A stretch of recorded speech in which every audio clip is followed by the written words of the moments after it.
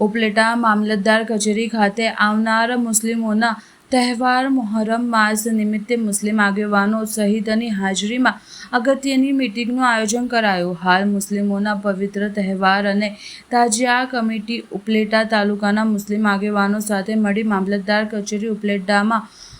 એક મહત્વની મીટિંગનું આયોજન મામલતદાર નિખિલ મહેતાની અધ્યક્ષતામાં કરાયું હતું, જેમાં ઉપલેટા, ભાયાવદર, પાનેરી, કલારીય,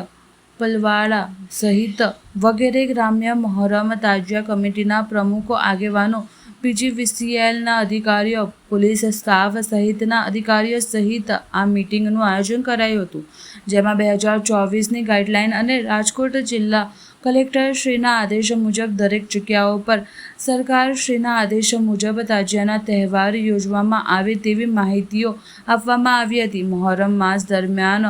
જુલુસ તાજિયા દરમિયાન અગાઉ પણ ધોરાજી, જામનગર સહિતના શહેરોમાં તાજિયામાં જુલુસ દરમિયાન ઇલેક્ટ્રિક વાયરને અડી જવાની, શોક લાગવાના અને મૃત્યુ પામવાના બનાવો બની ચૂક્યા છે, જેને ધ્યાનમાં લઈને રાજકોટ કલેક્ટર, ઉપલેટા મામલતદાર, ઉપલેટા પોલીસ તેમજ પીજીવીસીએલ દ્વારા તમામ તાજિયા કમિટીઓના ગાઈડલાઈન આપી સાવચેતી વર્તવા અને અન્ય કોઈ નડતરરૂપ વીજ વાયર કે કોઈ બીજી જરૂરિયાત જણાવતો પીજીવીસીએલની ટીમને તુરંત જાણ કરવા તથા તાજિયા કમિટીના આગેવાનો, પ્રમુખોને જાણ કરવા જણાવવામાં આવ્યું હતું. તદુપરાંત જિલ્લા કલેક્ટરના આદેશ મુજબ તાજિયાની ઊંચાઈ રાખવા પણ જાણ કરવામાં આવી હતી.